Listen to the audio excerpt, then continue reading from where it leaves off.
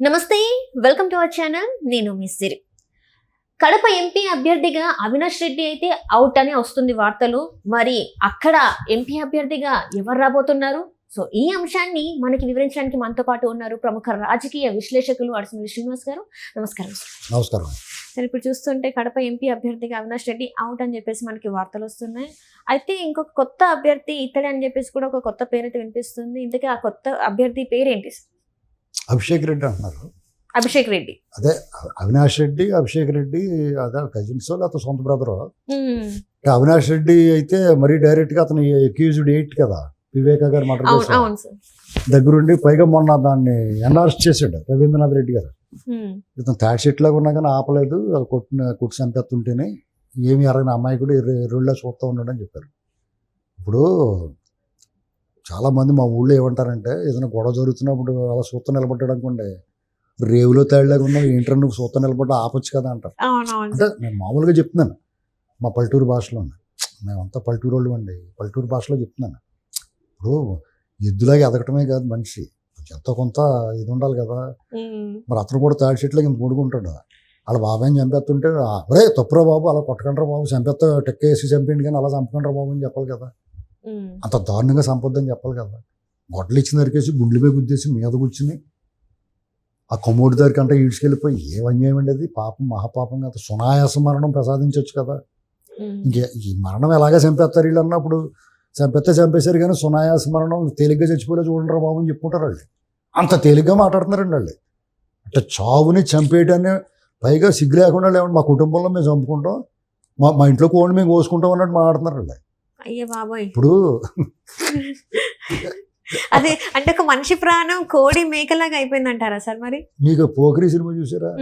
అందులో Prakash రావుని పట్టుకుపోతాడు officer, arrest చేస్తే నువ్వు ఎంత దుర్మార్గుడు అది ఇది అంటే, ఒక మనిషిని చంపుతారు, ఒక కోడిని కోస్తారు, మీకు మనిషిని చంపితే బాధ, కోడిని చంపితే పెద్ద బాధ ఉండదు, కానీ నాకు 2 కోళ్ళే అంటాడు. ఎవరు మనిషిని చంపినా కానీ నన్ను కోడి కోసినట్టే అంటాడు. వాళ్ళ పద్ధతి అలాగే ఉంది కదా. ఇప్పుడు వాళ్ళు ఏమంటున్నారు, మా ఇంట్లో మనిషి, మా ఇంట్లో మాట, మా ఓడిని మేము చంపుకుంటాం అంటున్నారు. ఎంత బరితెగింపు. వాళ్ళకి అర్థమైపోయింది. వివేకానంద రెడ్డి గారు మర్డర్ లాస్ట్ టైం వాళ్ళకి ఉపయోగపడింది. ఆ కన్ఫ్యూజన్లో టైం దగ్గరికి వచ్చేసి ఏప్రిల్ 11 ఎలక్షన్ కరెక్ట్ ఇవాళ రోజుని, మార్చి 25 15 ఎప్పుడు జరిగిపోయింది మర్డర్. ఆ గ్యాప్లోనే ఆ కన్ఫ్యూజ్లో కొట్టేశారు. పైగా గ్యాగ్ గడ్ర తెచ్చుకుని దాని మీద ఎవరు మాట్లాడకూడదు అని చెప్పేసి, లేకపోతే మాట్లాడేవాళ్ళు అప్పుడే మాట్లాడిద్దాం, వీళ్ళే చేశారు, ఈడే కొట్టేసి ఈటే చంపేసాడు అని చెప్తాం మనం. అలా చెప్పకుండా దాని గురించి మాట్లాడకుండా నోళ్ళు ముంచేశారు వాళ్ళు. ఆ పైన ఉన్న వాళ్ళు కూడా సహాయం చేశారు వాళ్ళకి. ఇప్పుడు ఆ పైన ఉన్న వాళ్ళు ప్లేట్ మార్చేసి కూటమి కట్టేశారు కదా. అందుకనే ఎవరినే గుడ్డిగా నమ్మకూడదు రాజకీయాల్లో. ఎవడు ఎప్పుడు ఎవరితో ఉంటాడో తెలియదు. మనువుని నమ్ముకుని ముంతలో అదే మబ్బులో నీళ్లు చూసి ముంతవలకు పోసింది అంటారు కదా, ఆ టైప్ ఉండకూడదు ఎవరు. ఇప్పుడు వాళ్ళు సాధారణంగా మరి చూత నిలబడ్డాడు. అతను డిక్లేర్ అయిపోయాడు. ఇతని దగ్గర ఉన్నప్పుడు ఆ చంపిన వాళ్ళందరూ అప్పుడే దొరికేశారు. సూత్రధారుల్లో ఇతను ఏటిగా ఉన్నాడు. ప్రజలకైతే తెలుసు, అక్కడ తెలియనోడు ఎవడ లేడు.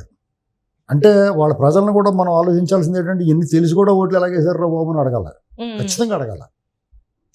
వాళ్ళ ఇంట్లో వివేకానంద రెడ్డి గారి ఇంట్లోకి ఎవడెళ్ళగలుగుతాడు, బయట వెళ్ళగలుగుతాడా? సిగ్గు లేకుండా వాళ్ళు చంద్రబాబు నాయుడు గారికి అంటించేశారు ఆ రక్తం. ఇప్పటికి కూడా ఇప్పుడు ఏమంటున్నారు, తర్వాత ముందు చంద్రబాబు గారు అన్నారు, ముందు గుండెపోటు అన్నారు, జాయిగా మూట కట్టేసి పంపేద్దామని. అది కుదరలేదు, హత్య తేలింది. తర్వాత జగన్మోహన్ రెడ్డి గారు వచ్చేసి బ్రహ్మాండంగా యాక్ట్ చేసేది. విజయసాయి రెడ్డి, జగన్మోహన్ రెడ్డి గారు, అవినాష్ రెడ్డి ఏం యాక్ట్ చేశారంటే వాళ్ళు మామూలుగా యాక్ట్ చేశారు. వాళ్ళు బాబాయ్ చచ్చిపోవడానికి ఇలాగలా. తర్వాత చంద్రబాబు గారు అంటించారు. తర్వాత మళ్ళీ ఈ సిబిఐ వాళ్ళు దర్యాప్తు ఈ గోళంతా వచ్చిన తర్వాత, దస్తగిరి స్టేట్మెంట్ ఇచ్చిన తర్వాత, వాంగ్మూలం ఇచ్చిన తర్వాత ఏం చేశారు, సునీతారెడ్డి ఆయన మీద, కూతురాళ్ళ మీద వేశారు. వివేకానంద రెడ్డి గారు క్యారెక్టర్ అసాసినేట్ చేశారు. తర్వాత మళ్ళీ మా బాబాయ్ని ఒక కన్ను ఇంకో కన్ను పొడుచుకుంటుందా అని మాట్లాడాడు. అసెంబ్లీలో మాట్లాడాడు. అసెంబ్లీలో అవినాష్ రెడ్డికి ఒత్తాసుగా మాట్లాడాడు జగన్మోహన్ రెడ్డి గారు. తర్వాత అవినాష్ రెడ్డి గారు అరెస్ట్ విషయంలో ఎంత డ్రామా జరిగిందో చూసారా. ఈ పోలీసు వాళ్ళు చేతులు ఎత్తే సిగ్గులేదు వాళ్ళకి. అప్పుడున్న కర్నూలు ఎస్పీ సిగ్గుతో తల ఉంచుకోవాలి. ఇంకా మేము పెద్ద వీరులు అని చెప్తారు. అండ్ ఒక అక్యూజ్డ్ 8 హత్య కేసులో నిందితుడు సిబిఐ ఈ దేశంలో అత్యున్నత దర్యాప్తు సంస్థ అరెస్ట్ చేయడానికి వస్తే మేము లా అండ్ ఆర్డర్ కాపాడలేమని చేతులు నువ్వు ఎందుకు ఉన్నావు పీకడానికి రాజీనామా చేసిపో ఇంటికి. కరపెండలం దుంపలు ఉడకబెట్టి అమ్ముకోవయ్యా, డబ్బులు అలాగే కూడా వస్తాయి. కరపెండలం దుంపలు అంటే తెలుసు మీకు, తెలియదు. సగ్గుబియ్యం అవి తయారు చేస్తారు, శాగో, అవి ఉడకబెట్టి అమ్ముకుంటే కూడా డబ్బులు వస్తాయి కదా, స్ట్రీట్ వెండర్ లాగా. అవును సార్. నీకు డబ్బులే కావాలంటే, అధికారం పెత్తనం హోదా కావాలంటే ఇలాంటి పనులు చేయాలి, వీరుడిలాగా ఉండాలి కదా. ఇలాగే వాళ్ళు దొరికేశారు. ఇంకా అంతపురం రాయలసీమ బయటికి రావాలా. వివేకా సినిమా చూస్తే అందరికి అర్థమైపోతుంది ఏంటని అర్థమైపోతుంది. ఆ బొమ్మ ఆడు ఎవడు తీసాడు కానీ అసలు వాళ్ళు బుర్రబాడోపోలే తీశారు. బాధపడేలా చూసారు. సునీతారెడ్డి గారు చెప్పడం ఏంటంటే సినిమాలో చూపించిన దానికన్నా దారుణం జరిగిందని చెప్తున్నారు. ఇలాంటి పరిస్థితుల్లో అవినాష్ రెడ్డికి మీద షర్మిల గారు నిలబడింది. రాజశేఖర రెడ్డి బిడ్డ లేకపోతే అంతకుడు కావాలని అంటుంది డైరెక్ట్గా.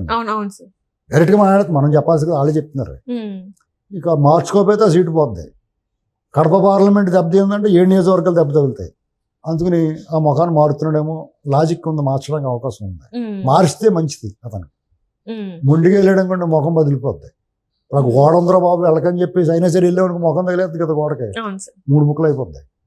కాబట్టి మారుతాడు. అతను అక్కడే కాదు, గుంటూరు పార్లమెంట్ పెంసాని చంద్రశేఖర్ మీద నిలబడతాం క్యాండిడేట్ లీడ్. అవును సార్. ఇప్పటికి ఇంకా అక్కడ సరైన క్యాండిడేట్ ఇక ఆయన ఇలా ముందు అంబటరాయుడు అన్నారు, తర్వాత ఎవరో కిలారోసే అన్నారు, తర్వాత ఇంకొకరు ఎవరో అన్నారు, తర్వాత ఇప్పుడు విడుదల రజనీ గారు అంటున్నారు. ఇవన్నీ గోళ ఎందుకు నువ్వే రావాయా జగన్మోహన్ రెడ్డి అంటున్నాడు. ఆయన ఆ ఛాలెంజ్ని స్వీకరించాల.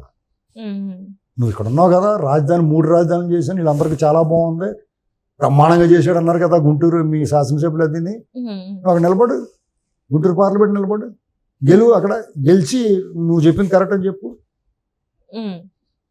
ఈ ఛాలెంజ్లు స్వీకరించాడు. ఇంట్లోంచి బయటికి రాడు, బస్సులోంచి బయటికి దిగడం, చెట్లు మాత్రం కొట్టించేస్తాడు. మన నీళ్ళు లేకుండా పర్యావరణం పాడైపోయేలా ప్రకృతి వినాశానికి పాల్పడుతూ ఉన్నాడు. వీళ్ళకి ఎవడో ఓటేడండి, ఒక కడపే కాదు, ఇతను డిజాస్టర్.